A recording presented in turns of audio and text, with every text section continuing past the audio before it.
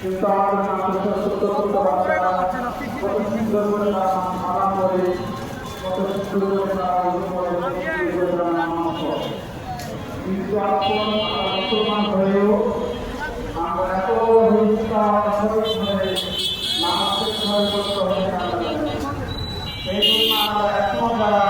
মোবাইলের আছি আমাদের মাদ্রাসার আলোচনা থেকে আমরা বয়ান দিব এবং তৈরি করার মাত্রা জানবো নাম করার মাত্রা আমল করার চেষ্টা করবো এই পর্যায়ে আমাদের সামনে আল্লাহ তাআলা পবিত্র আল্লাহ থেকে রওনা করে শোনাবেন বর্তমান